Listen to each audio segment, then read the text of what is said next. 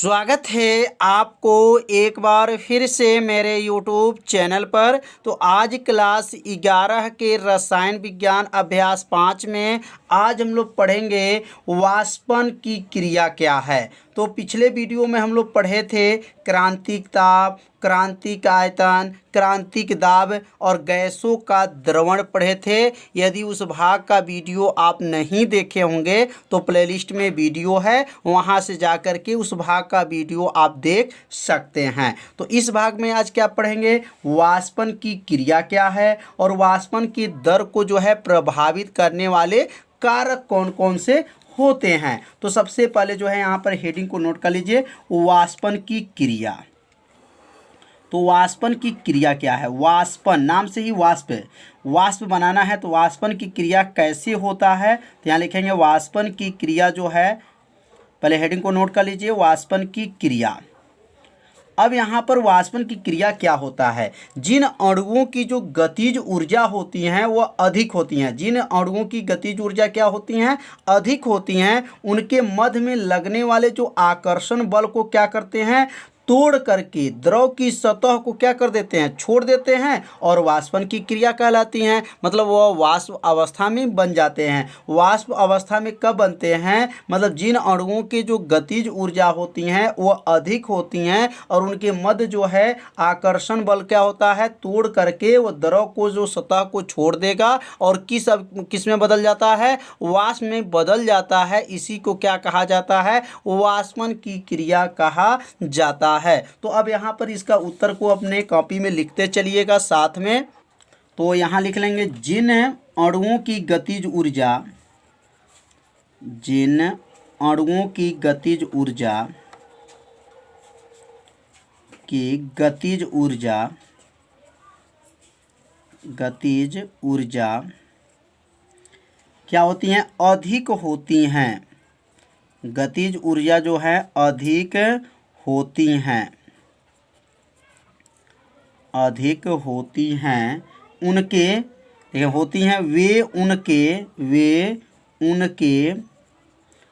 उनके मध्य लगने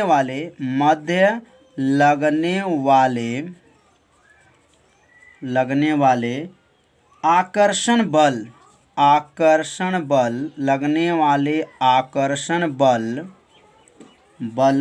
को तोड़कर, आकर्षण बल को क्या करके, तोड़कर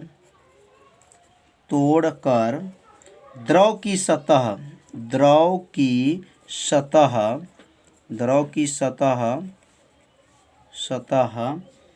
छोड़ देते हैं। द्रव की सतह को क्या करते हैं, छोड़ देते हैं। यह वाष्पन की क्रिया कहलाती हैं। क्या कहलाती हैं, यह वाष्पन की क्रिया कहलाती हैं। वाष्पन की क्या कहलाती हैं, क्रिया कहलाती हैं।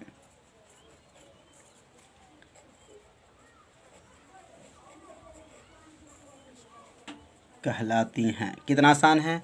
तो इसका उत्तर कैसे लिखेंगे, जिन अणुओं की गतिज ऊर्जा अधिक होती हैं वे उनके मध्य जो लगने वाले जो आकर्षण बल होते हैं, आकर्षण बल को क्या करके, तोड़ करके द्रव की सतह क्या कर देते हैं, छोड़ देते हैं। मतलब वह द्रव नहीं रहता है, वह द्रव किस में बदल जाता है, वाष्पन में बदल जाता है। तो यह वाष्पन की क्या कहलाती हैं, क्रिया कहलाती हैं। अब वाष्पन की दर को जो है प्रभावित करने वाले कारक कौन कौन हैं, तो यहाँ हेडिंग लिख लेंगे, वाष्पन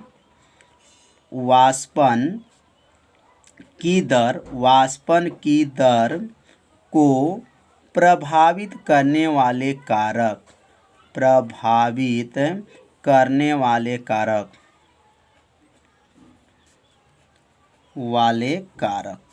तो यहाँ कारक कितने हैं, तो वाष्पन की जो दर को प्रभावित करने वाले कारक कितने हैं, तो कारक जो है निम्न है। पहला जो है याद रखेंगे, द्रव की प्रकृति। क्या होती है, द्रव की प्रकृति।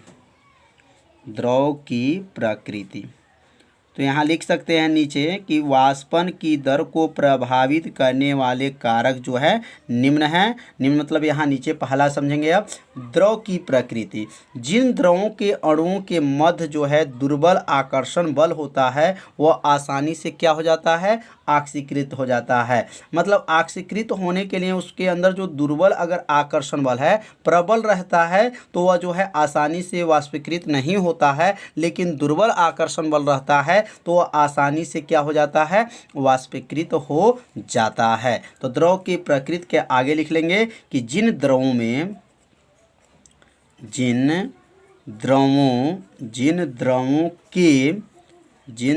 के अणुओं के मध्य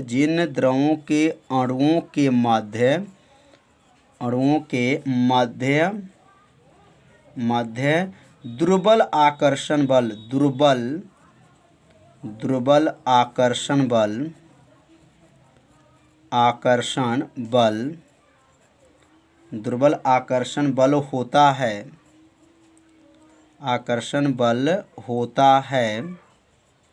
क्या होता है, जिन द्रवों के जो अणुओं के मध्य जो है दुर्बल आकर्षण बल होता है वे आसानी से क्या हो जाते हैं, आक्सीकृत हो जाते हैं। तो लिख लेंगे वे आसानी से वाष्पीकृत हो जाते हैं।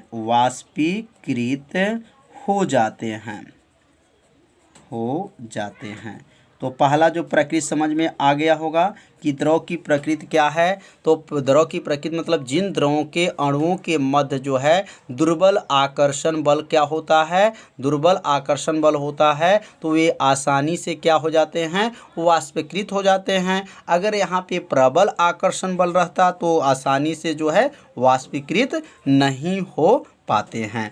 तो अब दूसरा हम लोग समझेंगे ताप।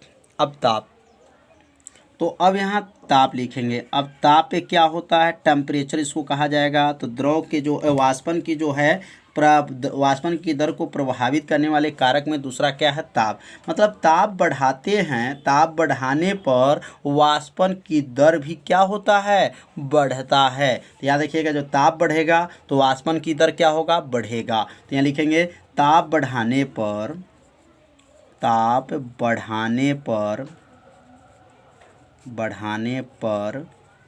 वाष्पन की दर, ताप बढ़ाने पर वाष्पन की दर क्या होता है, बढ़ता है। वाष्पन की दर बढ़ता है।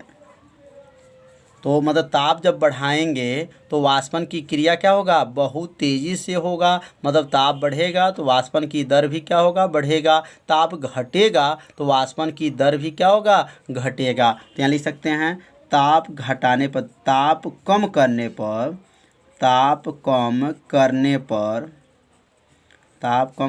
पर क्या होगा, वाष्पन की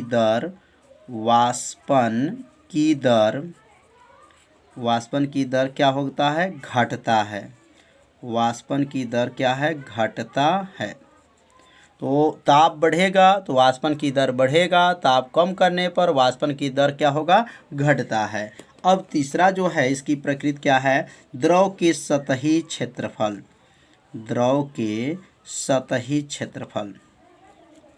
सतही मतलब सतह का क्षेत्रफल, सतही क्षेत्रफल। तो इसको प्रभावित करने वाले कारक क्या हैं। तो इसमें जो है द्रव के सतही क्षेत्रफल का मतलब यह हो गया कि अगर द्रव के सतह का क्षेत्रफल अगर वृद्धि कर देते हैं तो इसका जो वाष्पन की दर भी क्या होता है, बढ़ता है। तो यहाँ लिखेंगे द्रव के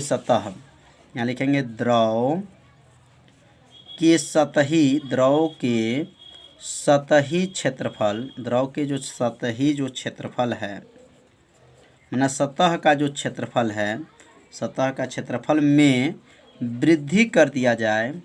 वृद्धि होने पर वाष्पन की दर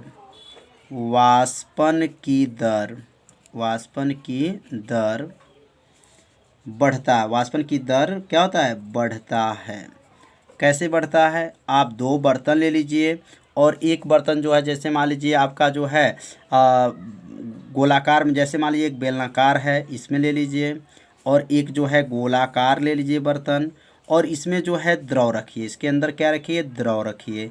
अब इसको गर्म करेंगे तो यह गर्म करेंगे तो, और इसको यह गर्म कीजिए, गोलाकार है, जैसे मान लीजिए आपका जो है बर्तन ऐसा गोल में रखा गया है और इसमें द्रव रख के गर्म करेंगे, तो सबसे पहले किस में गर्म होगा, तो यह गोल वाला में क्या होगा, गर्म होगा, क्योंकि इसका जो है सतही क्षेत्रफल क्या है, ज़्यादा है, और इसका जो सतह का क्षेत्रफल क्या है, कम है। तो द्रव के सतही क्षेत्रफल में अगर वृद्धि कर दिया जाता है तो वाष्पन की दर क्या होता है, बढ़ता है। तो समझ में आ गया होगा कि अगर ये बर्तन में, मतलब इस आकार के बर्तन में आप जल लेते हैं और जो है एक जो है थाली में बर्तन लेते थाली में जो है पानी रखते हैं और गर्म करते हैं, दोनों में गर्म करेंगे तो सबसे पहले कौन गर्म होगा, तो थाली में जो पानी रखा जाता है उसको गर्म करेंगे तो पहले गर्म होगा, क्योंकि उसका क्षेत्रफल क्या है, अधिक है। तो सतही क्षेत्रफल जब बढ़ेगा तो वाष्पन की दर भी क्या होता है, बढ़ता है। तो समझ लिए होंगे कि द्रव के सतही क्षेत्रफल का मतलब क्या है। अब द्रव के सतह पर हवा का प्रवाह, जैसे आप सभी जो विद्यार्थी देखे होंगे, जब तालाब में जब पानी रहता है, जब हवा बहता है तो इसके ऊपर पानी के सतह का देखिएगा, उसका वाष्पन की दर भी क्या होता है, बढ़ता रहता है, पानी ऐसे ऐसे करके जाता रहता है। तो द्रव के सतह पे हवा का प्रवाह। अब अगला हेडिंग लिख लेंगे कि द्रव की सतह पर हवा का प्रवाह। द्रव की सतह पर हवा का प्रभाव,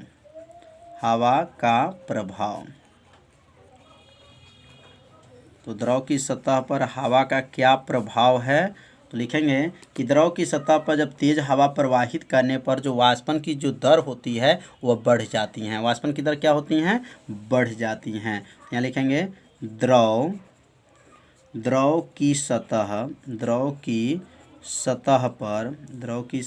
पर तेज हवा, क्या लिखेंगे, तेज हवा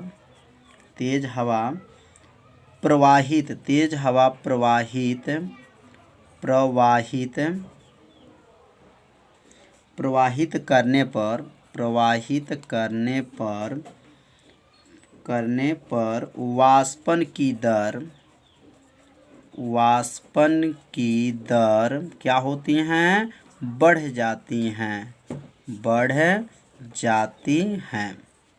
तो वाष्पन की दर कैसे बढ़ेगा कि जब द्रव की सतह पर जब तेज हवा प्रवाहित किया जाता है तो उसका वाष्पन की जो दर होता है वह क्या हो जाता है, बढ़ जाता है। तो समझ लिए होंगे कि जो है कि ये वाष्पन की दर को प्रभावित करने वाले कारक जो बताया गया, तो यहाँ का जो कारक बताया गया वो 4 कारक बताया गया। तो ये चारों कारक को आप सभी विद्यार्थी अपने कॉपी में क्या कर लीजिए, नोट कर लीजिए, 2 बार पढ़िए, आपके ये चारों कारक आपको क्या हो जाएगा, याद हो जाएगा।